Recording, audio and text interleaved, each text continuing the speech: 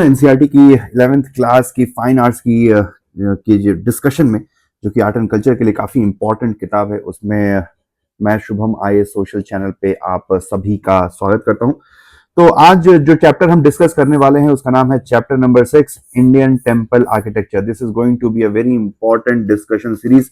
Chapter लंबा है तो हम इसको 2-3 पार्ट्स में डिस्कस करेंगे। तो चलिए शुरुआत करते हैं इंडियन टेम्पल आर्किटेक्चर की। सबसे पहले इंडियन टेम्पल आर्किटेक्चर के इवोल्यूशन को देखते हैं। ठीक है, इंडियन टेम्पल आर्किटेक्चर के इवोल्यूशन को देखते हैं। पहली बात यह है कि अगर आप देखें तो टेम्पल्स नॉन हरप्पन और नॉन वैदिक इंस्टीट्यूशन है। इसका मतलब कि हरप्पन सिविलाइजेशन में भी हमें कोई मंदिर नहीं मिलते हैं। ठीक है, इसी वजह से कहा जाता है कि जो हरप्पन थे वो नो एक सेक्युलर सिविलाइजेशन थी, क्योंकि एक्सकावेशन में कोई भी मंदिर नहीं मिले। उसके बाकी के जितने भी कंटेम्प्रेरी सिविलाइजेशन है हरप्पा की, उसमें आपको मंदिर देखने को मिलेंगे, जैसे कि मेसोपोटामिया में आपको मंदिर मिलते हैं, लेकिन हरप्पा के साथ ऐसा नहीं है।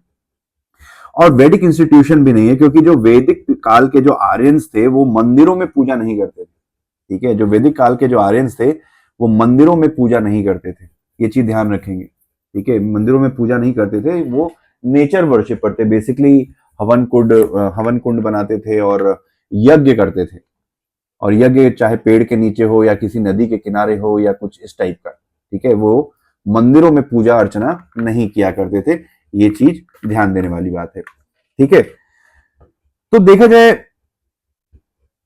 फिर सवाल ये आता है कि यार फिर अगर मंदिर फिर बने कब, सबसे पहले मंदिरों के एविडेंस हमें कब मिलते हैं? तो उसका जवाब है पोस्ट मॉडर्न पीरियड में हमें सबसे पहले मंदिर देखने को मिलते हैं। ठीक है, जब मौर्यन काल का डिक्लाइन हुआ अराउंड 185 बीसी मान लेते हैं, तो 185 बीसी के बाद धीरे धीरे मंदिर बनने शुरू हुए। ठीक है, अब मंदिर ऐसा तो है नहीं कि रातों रात ही हमने बिल्डिंगें मंदिरों के, जो आज का हम एडवांस टाइप के मंदिर देखते हैं, उस टाइप के मंदिर बनने शुरू हो गए होंगे। उसकी कहीं ना कहीं बेसिक चीजों से शुरुआत हुई होगी। तो सबसे पहले अगर आप देखें एवोल्यूशन की बात करें तो फेज 1 में बेसिकली रॉक कट केव्स का इस्तेमाल किया गया या नेचुरल केव्स का इस्तेमाल किया गया। यानी कि मान लीजिए कोई या तो कोई नेचुरल गुफा है या तो इंसान ने किसी आर्टिफिशियल गुफा को बनाया और इसी गुफा का इस्तेमाल इंसान ने मंदिरों के रूप में किया। ठीक है, तो इसी गुफा का इस्तेमाल इंसान ने मंदिरों के रूप में किया। ठीक है, तो या तो रॉक कट गुफाएं हुआ करती थी या तो नेचुरल केव्स होती थी, उसमें इंसान ने अपनी पूजा अर्चना की शुरुआत करी। और इस तरीके से अगर आप देखें तो दीज मैन मेड केव्स और natural caves became the first temples. उसमें सबसे बड़ा एग्जाम्पल आता है उदयगिरी केव्स का। उदयगिरी केव्स मध्य प्रदेश के विदिशा एरिया में लोकेटेड है। अब इसमें थोड़ा कंफ्यूज मत होइएगा, एक हमने पिछले लेक्चर में देखा था उदयगिरी खांडागिरी। उदयगिरी खांडागिरी वो उड़ीसा में लोकेटेड है। वो जैन एक तरीके से जैन रिलीजन को डेडिकेटेड केव है उदयगिरी खांडागिरी।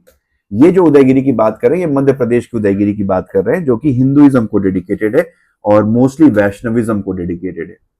और इसी उदयगिरी केव में आपको वराह अवतार ऑफ विष्णु की मूर्ति देखने को मिलती है। ठीक है, अब फेज 1 में ये हुआ। अब फेज 2 में बेसिकली पहली बार फ्री स्टैंडिंग टेम्पल्स बनने शुरू हुए। फ्री स्टैंडिंग टेम्पल का मतलब होता है जिस मंदिर को हम ईंट और पत्थर जोड़कर स्क्रैच से बनाते हैं। ठीक है, जमीन पर एक एक ईंट जोड़कर या एक एक पत्थर जोड़कर जो मंदिर स्क्रैच से बनाए जाते हैं उनको फ्री स्टैंडिंग टेम्पल्स कहा जाता है, या जिनको स्ट्रक्चरल टेम्पल भी कहते हैं। ठीक है, इनको फ्री स्टैंडिंग टेम्पल बोलेंगे या इनको हम बोलेंगे स्ट्रक्चरल टेम्पल। ठीक है, स्ट्रक्चरल टेम्पल। तो इसमें अगर आप देखें स्टार्टिंग में जो मंदिर बनाए गए उनके जो रूफ थे वो फ्लैट रूफ के हुआ करते थे। ठीक है, फ्लैट रूफ बनाए गए। ठीक है, एग्जाम्पल की बात करें तो इसमें आता है नाम आपका नाचना कुठारा टेम्पल का, इसमें नाम आता है आपका ईरन टेम्पल का, इसमें नाम आता है आपका मुंडेश्वरी टेम्पल जो कि बिहार में लोकेटेड है। वहीं पर नाचना कुठारा टेम्पल और ईरन टेम्पल आपके मध्य प्रदेश में लोकेटेड। ठीक है, अब बात आती है फेज 3 की। तो फेज 3 में जो मंदिर बनने लगे धीरे धीरे, जैसे मैंने बताया कि फेज 2 वाले जो मंदिर है इनका जो रूफ होगा, इनका जो छत होगा वो ऐसे फ्लैट होगी, फ्लैट रूफ टेम्पल। फेज 3 में धीरे धीरे जो मंदिरों का जो रूफ है वो धीरे धीरे टेपर होना शुरू हुआ। धीरे धीरे उसमें एक ऐसा कोण सा निकलना शुरू हुआ। ठीक है, कोण सा निकलना शुरू हुआ जिसने बेसिकली एक शिखर को जन्म दिया, एक टावर, छोटी छोटी टावर मंदिरों के ऊपर बनने लगी। इसका सबसे बड़ा एग्जाम्पल आता है दशावतार टेम्पल, जो कि उत्तर प्रदेश के देवघर, ललितपुर करके एक डिस्ट्रिक्ट है उत्तर प्रदेश में, काफी मतलब बहुत अननोन सा डिस्ट्रिक्ट है, वहां पर ये मंदिर मौजूद है।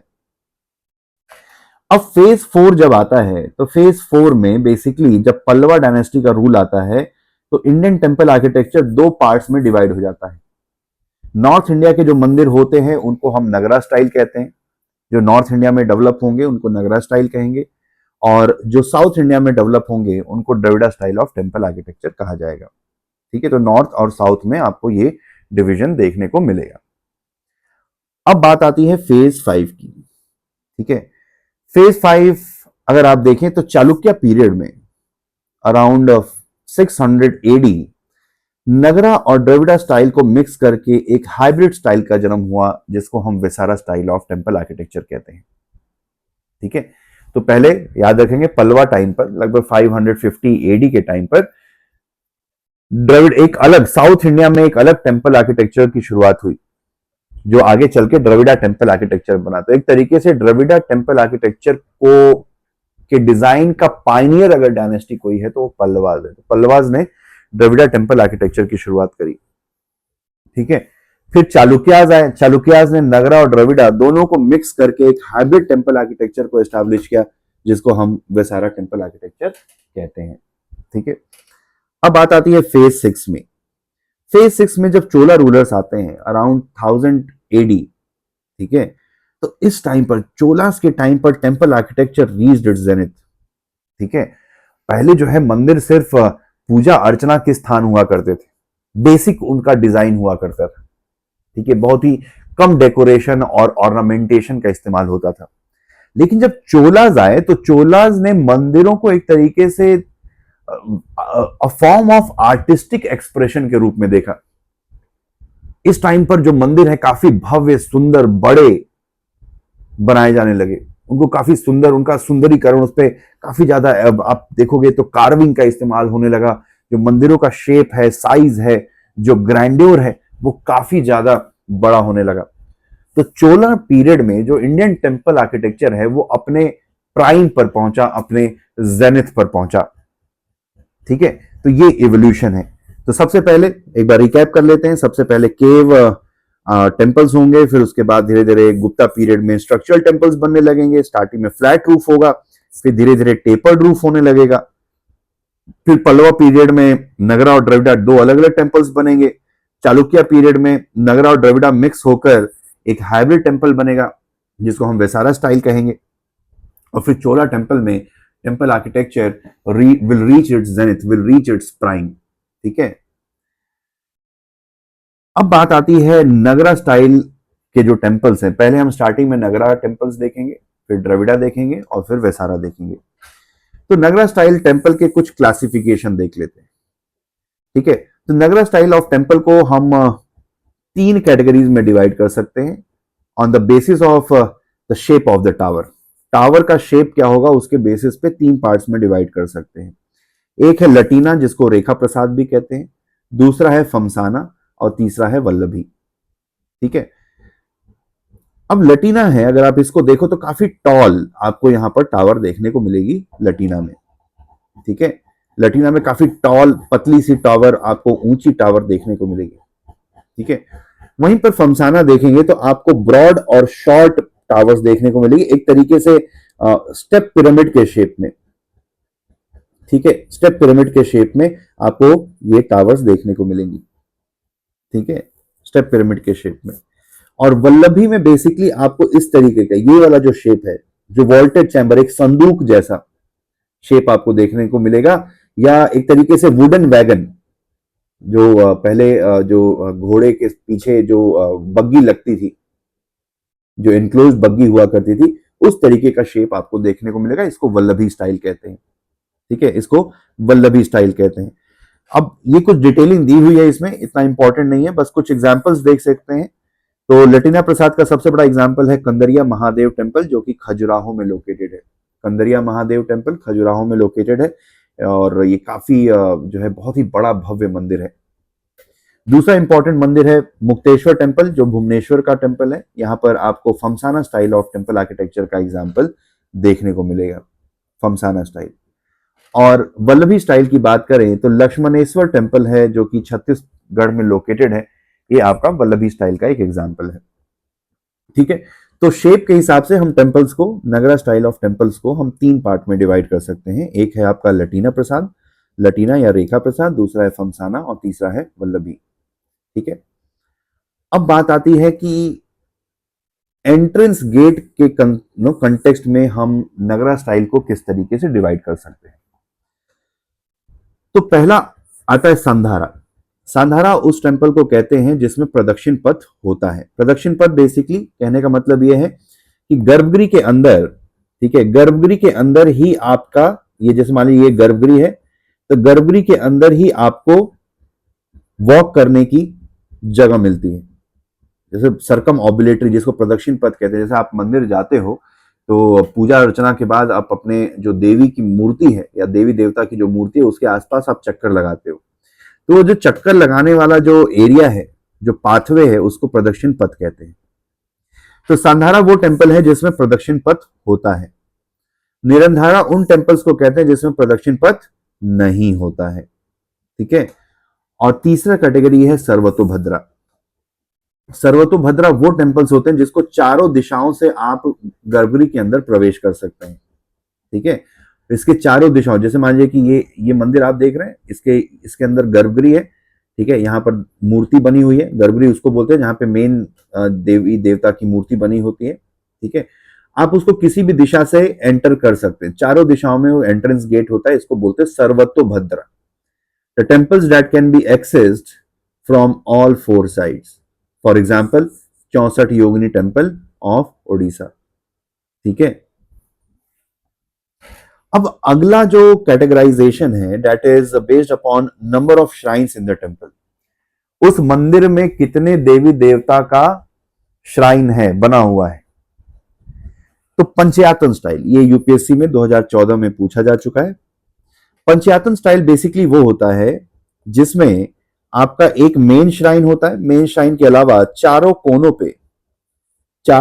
पे चार अलग अलग श्राइन्स बने हुए होते हैं। ठीक है, चारों कोनों पे चार अलग अलग श्राइन्स बने होते हैं, इनको पंचयातन स्टाइल कहते हैं। तो टोटल 5 श्राइन होते हैं, इसको इस वजह से इसको पंचयातन कहते हैं। फॉर एग्जाम्पल जो देवघर है, उत्तर प्रदेश का जो देवघर टेम्पल है, that is an example of panchayatan style. उसी तरीके से खजुराहो का एक मंदिर है Lakshman temple, that is also an example of panchayatan style. उसी तरीके से कंदरिया महादेव टेम्पल है जो कि खजुराहो का है, वो भी पंचयातन स्टाइल का एक एग्जाम्पल है। ठीक है, तो पंचयातन स्टाइल यानी कि टोटल 5 श्राइन्स होंगी। फिर आता है त्रिकुटा स्टाइल। त्रिकुटा स्टाइल का मतलब है कि ऐसे मंदिर जिसमें 3 श्राइन्स होंगी, एक मेन श्राइन, उसके अलावा 2 और श्राइन्स। ठीक है, 3 श्राइन्स होंगी। अगर आप देखें एग्जाम्पल की बात करें तो जो होयसाला टेम्पल होंगे, जो होयसाला राजा टेम्पल्स बनाएंगे, वो त्रिकुटा स्टाइल उनका एग्जाम्पल है, यानी वो त्रिकुटा स्टाइल के टेम्पल्स बनाएंगे। उसके अलावा अगर आप देखें ककटियाज जो है, ककटियाज, इनका भी जो टेम्पल्स होगा वो त्रिकुटा स्टाइल में है। तो 2 डायनेस्टीज है, होयसाला और Kakatiyas, they will be building temples with Trikuta style of temple architecture. ठीक है, अब चलिए कुछ इंपॉर्टेंट टेम्पल्स देख लेते हैं जो कि एनसीईआरटी में जिनके बारे में दिया हुआ है, इस वजह से ये टेम्पल्स इंपॉर्टेंट हो जाते हैं। तो सबसे पहला और सबसे इंपॉर्टेंट टेम्पल है वो है दशावतार टेम्पल। दशावतार टेम्पल के बारे में देखें तो उत्तर प्रदेश के देवघर एरिया में, देवघर बिहार में भी लोकेटेड है, लेकिन ये उत्तर प्रदेश के देवघर की बात कर रहे हैं जो कि उत्तर प्रदेश के ललितपुर डिस्ट्रिक्ट में है। ठीक है, उत्तर प्रदेश के ललितपुर डिस्ट्रिक्ट में अगर आप उत्तर प्रदेश का मैप देखोगे तो यहाँ पे एक ऐसे छोटा सा, ठीक है, ये बना हुआ, तो ये वाला जो है हिस्सा, दिस इज ललितपुर। तो यहीं पर आपको ये दशावतार टेम्पल देखने को मिलेगा। और जैसा कि नाम से पता चलता है कि ये विष्णु को डेडिकेटेड है, 10 अवतार, विष्णु के ही 10 अवतार थे, तो Dashavatara temple is dedicated to Vishnu. अब इसके टाइम पीरियड की बात करें तो इसको लेट गुप्ता पीरियड में, अराउंड 6th सेंचुरी एडी में इस मंदिर का निर्माण कराया गया था। ठीक है, अगर हम इसके आर्किटेक्चर स्टाइल की बात करें तो ये पंचयातन स्टाइल का एक नमूना है। ठीक है, अगर इस टेम्पल पे ध्यान देंगे, इसके डिजाइन पे, तो इस टेम्पल के अंदर गर्भगृह है। इस मंदिर को एक ऊंचे प्लेटफॉर्म के ऊपर बनाया गया है, ठीक है, हाई प्लेटफॉर्म पे इस मंदिर को बनाया गया है। और आपको इस मंदिर में गर्भगृह देखने को मिलेगा, मंडप देखने को मिलेगा और अंतराल देखने को मिलेगा। तो गर्भगृह क्या होता है? गर्भगृह बेसिकली वो एरिया होता है, वो छोटा सा चैम्बर होता है जिसमें, वो छोटा सा कमरा होता है जिसमें देवी की मूर्ति, देवी देवता की मूर्ति बनी हुई होती है। जैसे आप मंदिर जाते हो तो छोटा सा एरिया होता है जिसमें पुजारी सिर्फ जाता है, बाकी लोगों को अलाउ नहीं होता है, उसको गर्भगृह कहते हैं। गर्भगृह के सामने वो जो टेंट, जो एक बड़ा सा हॉल होता है जिसमें सारे लोग भजन कीर्तन करते हैं या देवी का आशीर्वाद लेते हैं, उसको बोला जाता है मंडप। दैट इज कॉल्ड मंडप। और मंडप और गर्भगृह के बीच का जो डिस्टेंस है उसको बोला जाता है अंतराल, ठीक है, वेस्टिब्यूल। अब बात करते हैं दशावतार टेम्पल के आइकोनोग्राफी के बारे में। तो सबसे पहले इसमें आपको देखने को मिलेगा नर नारायण की मूर्ति, ठीक है, नर नारायण की मूर्ति देखने को मिलेगी। आपको शेष शयन यानी कि विष्णु शेषनाग के ऊपर लेटे हुए विष्णु की मूर्ति आपको देखने को मिलेगी। और उसके साथ साथ आपको गजेंद्र मोक्ष, ठीक है, गजेंद्र मोक्ष की मूर्ति आपको देखने को मिलेगी। तो गजेंद्र मोक्ष बेसिकली एक पौराणिक कथा है जिसमें विष्णु जो है एक एलिफेंट जिसका नाम था गजेंद्र, उसको एक क्रोकोडाइल यानी कि मगरमच्छ से बचाते हैं। तो विष्णु ने एक हाथी को बचाने के लिए, मगरमच्छ के चंगुल से हाथी को बचाने के लिए जो इवेंट है, जो स्टोरी है कि किस तरीके से विष्णु ने एक हाथी को बचाया, गजेंद्र नाम था उसका, उस इवेंट को गजेंद्र मोक्ष इवेंट कहा जाता है। तो ये कुछ इंपॉर्टेंट आइकोनोग्राफी है जो कि आपको इस दशावतार टेम्पल में देखने को मिल सकती है। और जैसा मैंने बताया था कि पंचायतन स्टाइल के कुछ और एग्जाम्पल्स हैं, जैसे कि लक्ष्मण टेम्पल जो कि मध्य प्रदेश खजुराहो में लोकेटेड है, लिंगराज टेम्पल जो कि ओडिशा में लोकेटेड है, उसके अलावा कंदरिया महादेव टेम्पल जो कि खजुराहो मध्य प्रदेश में लोकेटेड है, और वैसे ही सन टेम्पल जो कि कोणार्क ओडिशा में लोकेटेड है, ठीक है। तो ये हो गया दशावतार टेम्पल।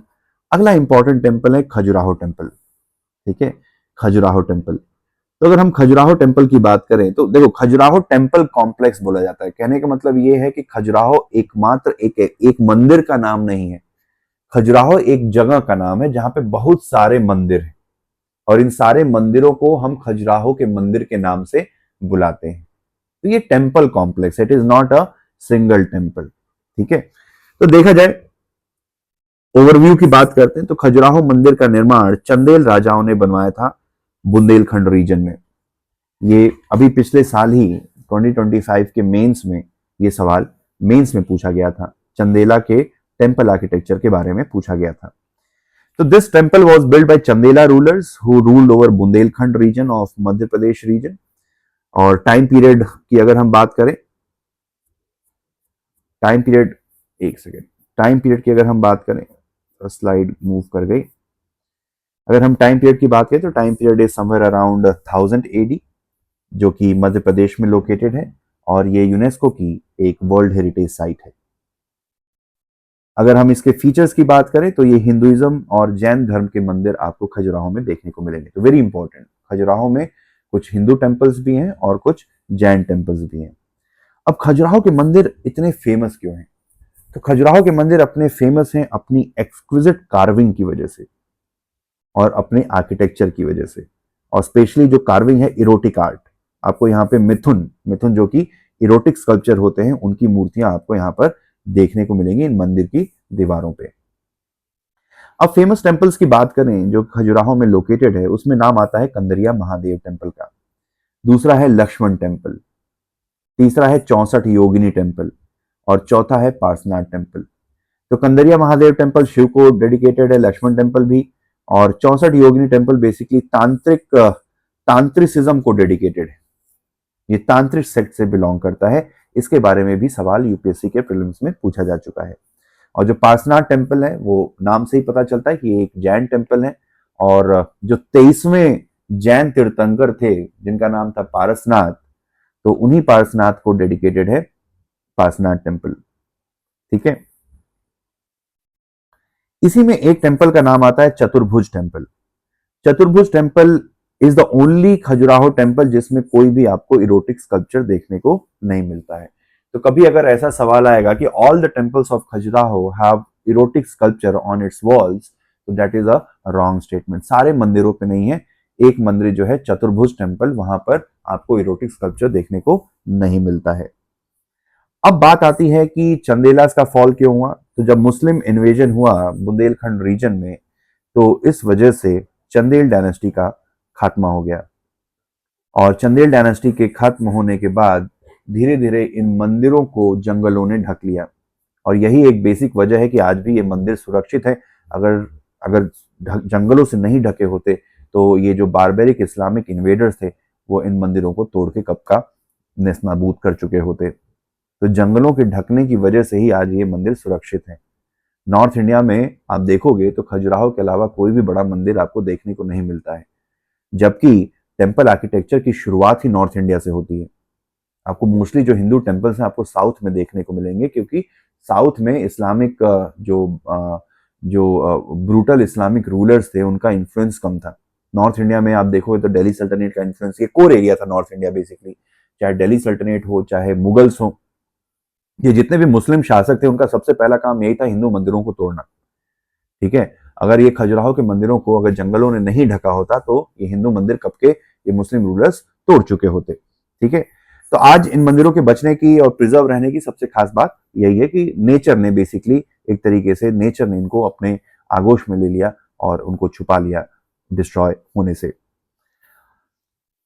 अब इन्हीं खजुराहो टेम्पल्स में एक और नाम आता है 64 योगिनी टेम्पल का। तो 64 योगिनी बेसिकली 64 योगिनी यानी कि 64 फीमेल तांत्रिक डेटीज। ठीक है, 64 फीमेल तांत्रिक डेटीज को डेडिकेटेड है आपका ये 64 योगिनी टेम्पल, जो कि शक्तिज्म यानी कि अगर आप देखें जो तांत्रिसिज्म है वो शिव और शक्ति को मिला के, शैविज्म और शक्तिज्म को मिला के तांत्रिसिज्म सेक्ट का जन्म हुआ था। और तांत्रिज्म सेक्ट के जन्म की बात करें तो इसका जन्म लगभग आप देखें तो पाला डायनेस्टीज के टाइम पर, लगभग 800 900 के टाइम पर विक्रमशिला यूनिवर्सिटी में हुआ। जो विक्रमशिला महाविहारा है वहां पर इस तांत्रिक सेक्ट की शुरुआत होती है। ठीक है, और देखा जाए तो ये हिंदुइज्म के योगिनी कल्ट या तांत्रिक ट्रेडिशन से बिलोंग करता है। और इन मंदिरों का निर्माण 9 से 12 सेंचुरी के समय पर हुआ था। ठीक है, अगर अब इसके आर्किटेक्चरल फीचर की बात करें तो जनरली ये हाइपा एथरियल स्ट्रक्चर आपको देखने को मिलेगा। हाइपा एथरियल का मतलब है रूफलेस ओपन टू स्काई स्ट्रक्चर्स। ठीक है, क्योंकि तांत्रिक ट्रेडिशन में माना जाता है कि जो पूजा की जाती है हमेशा ओपन स्काई में की जाती है। ठीक है, तो ऐसे आपको छत वाले मंदिर नहीं देखने को मिलेंगे, आपको ओपन टेम्पल्स देखने को मिलेंगे, हाइपा एथरियल जिसको बोलते हैं, या रूफलेस। अब 64 योगिनी टेम्पल आपको कई जगह पर देखने को मिलेंगे, जैसे कि आपको उड़ीसा में भी देखने को मिलेगा, आपको उड़ीसा में अगर रानीपुर एरिया है वहां पर देखने को मिलेगा, मध्य प्रदेश के भेड़ाघाट एरिया में देखने को मिलेगा। ठीक है, और वैसे ही हरियाणा में मितावली करके एक जगह है वहां पर भी आपको इस टाइप के मानो सर्कुलर टेम्पल्स देखने को मिलेंगे। और कई बार ये भी माना जाता है ये जो सर्कुलर इस टेम्पल का डिजाइन है 64 योगिनी टेम्पल का, उसी ने जो अभी इंडिया की जो पुरानी वाली पार्लियामेंट थी उसके डिजाइन को इन्फ्लुएंस किया था। ठीक है, तो आप इसके आइकोनोग्राफी देख सकते हैं कि बहुत सारे नो हर 64 अलग अलग योगिनियों की मूर्तियां आपको इस मंदिर में देखने को मिलेंगी। ठीक है, अलग अलग मूर्तियां आपको देखने को मिलेंगी। चलिए अगला टेम्पल देखते हैं। अगला टेम्पल है आपका Modhera sun temple, very important. तो मोधेरा सन टेम्पल बेसिकली 11वीं शताब्दी में इस मंदिर को बनवाया गया था, जो कि गुजरात के मोधेरा एरिया में, मोधेरा जगह पर लोकेटेड है। इस मंदिर का निर्माण भीमा द फर्स्ट, जो कि एक सोलंकी रूलर थे, उन्होंने करवाया था। और इस टेम्पल को मारू गुर्जरा स्टाइल में बनवाया गया है। मारू गुर्जरा स्टाइल एक सोलंकी टेम्पल आर्किटेक्चर का एक टाइप है, एक तरीके से एक नाम दिया गया, एक फीचर है मारू गुर्जरा style. It is a basically Solanki temple architecture को मारू गुर्जरा स्टाइल भी कहते हैं।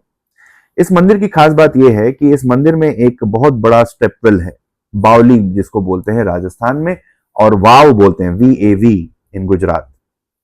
ठीक है, तो आपको यहाँ पे स्टेप ये इस टाइप के जो है स्टेपवेल आपको देखने को मिलेंगे। ठीक है, और इस स्टेपवेल पे अगर आप ध्यान देंगे तो हर जगह पर आपको छोटी छोटी श्राइन्स बनी हुई है। इन सीढ़ियों पे छोटे छोटे श्राइन्स बनी हुई है, छोटे छोटे मंदिर बने हुए एक तरीके से। और ये टोटल मंदिर 108 श्राइन्स है, ठीक है, हाँ 108 श्राइन्स है। और इस मंदिर का निर्माण बेसिकली जब मोधेरा को भीमा द फर्स्ट ने महमूद ऑफ गजनी के इन्वेजन से बचाया था, ठीक है, तो उस विक्ट्री के को कोमेमोरेट करने के लिए इस मंदिर का निर्माण कराया गया था, ठीक है। और ये जो मंदिर है बेसिकली जैसा मैंने बताया कि ये सन गॉड को डेडिकेटेड है। और इस मंदिर की खास बात यह है कि ये मंदिर टॉपिक ऑफ कैंसर के एकदम डायरेक्टली अब ट्रॉपिक ऑफ कैंसर पे लोकेटेड है, जिसकी वजह से साल के एक बार एक दिन, ठीक है, जो सन है वो डायरेक्टली एबब इस मंदिर के डायरेक्टली एबब शाइन करता है, ठीक है। उस मंदिर के ऊपर एक छेद बनाया गया है जिसमें सूर्य की किरण डायरेक्टली जो सूर्य देवता है उस उनकी मूर्ति के ऊपर पड़ती है। अगला जो टेम्पल है वो है दिलवारा टेम्पल आर्किटेक्चर। तो जो दिलवारा टेम्पल है ये राजस्थान के माउंट अबू में लोकेटेड है और ये जैनिज्म को डेडिकेटेड ये मंदिर है। इस मंदिर का भी निर्माण सोलंकी रूलर्स के पैट्रोनेज में करवाया गया था, ठीक है। तो सोलंकी रूलर के एक मिनिस्टर थे विमल शाह, उन्होंने इन मंदिरों का निर्माण कराया था। और टाइम पीरियड की बात करें तो 11 से 13 सेंचुरी के एडी के टाइम पीरियड पे इस मंदिरों को बनवाया गया था। अगर आप देखें तो सबसे जो पुराना मंदिर है उसका नाम है विमल वशाही और सबसे जो यंग मंदिर है, सबसे जो लास्ट में बनाया गया था उसका नाम है लूना वसाही। और ये मंदिर अपने एक्सक्विजिट कार्विंग के लिए काफी फेमस है। अगर आप देख सकते हैं इस मंदिर के इंटीरियर देखें तो काफी ज्यादा ये मार्बल के बने हुए मंदिर है और इसमें काफी ज्यादा इंट्रिकेट कार्विंग की गई है। और अगर आप देखें it's like a mesh like marble work, काफी ज्यादा डिटेलिंग है, काफी ज्यादा इंट्रिकेट कार्विंग इन मंदिरों के अंदर की हुई है, ठीक है। अगला जो मंदिर है वो है रनकपुर का जैन टेम्पल। रनकपुर जैन टेम्पल राजस्थान में लोकेटेड है और ये जैनिज्म के पांच सबसे होलीएस्ट तीर्थ स्थान में एक है। इस रनकपुर मंदिर का निर्माण 15वीं शताब्दी में राणा सांगा ने, ठीक है, राणा कुंभा ने करवाया था, नॉट राणा सांगा, राणा कुंभा ने इस मंदिर का निर्माण 15वीं शताब्दी में करवाया था, ठीक है। ये चीज ध्यान रखेंगे, राणा कुंभा बेसिकली मेवाड़ के राजा थे, ठीक है। इन्होंने विजय स्तंभ भी बनवाया राणा कुंभा ने और सिसोदिया डायनेस्टी के रूलर थे, मेवाड़ में इन्होंने विजय स्तंभ भी बनवाया। उसी तरीके से अगर आप देखें रनकपुर के जैन मंदिरों का निर्माण भी राणा कुंभा ने करवाया था, ठीक है। इसमें रनकपुर में खास मंदिर है उसका नाम है चौमुख टेम्पल, ठीक है, जो कि पहले जैन तीर्थंकर ऋषभ देव को डेडिकेटेड है। और ये भी जिस तरीके से जो दिलवारा टेम्पल्स हैं उसी तरीके से ये जो रनकपुर का जैन टेम्पल है ये भी मार्बल का बना हुआ है, क्योंकि ये राजस्थान वाला ये जो एरिया है यहाँ पे मार्बल मिलता है, इस वजह से मंदिर बनाने के लिए marble is the preferred material, ठीक है। तो ये हो गया आपके नॉर्थ इंडियन कुछ इंपॉर्टेंट टेम्पल्स। अगले लेक्चर में हम और आगे बढ़ेंगे जिसमें हम असम के टेम्पल्स, ओडिशा के टेम्पल्स और उसके साथ साथ हम वेस्ट बंगाल के मंदिरों के ऊपर नजर डालेंगे। तो ये था इंडियन टेम्पल आर्किटेक्चर का पहला पार्ट। अगले पार्ट में हम फिर से मिलेंगे। अगर आपने इस लेक्चर को सब्सक्राइब नहीं किया, इस चैनल को सब्सक्राइब नहीं किया, तो do subscribe to this channel so that you keep on getting important updates and important lectures from IS Social channel. Thanks for watching. Have a nice day. All the best.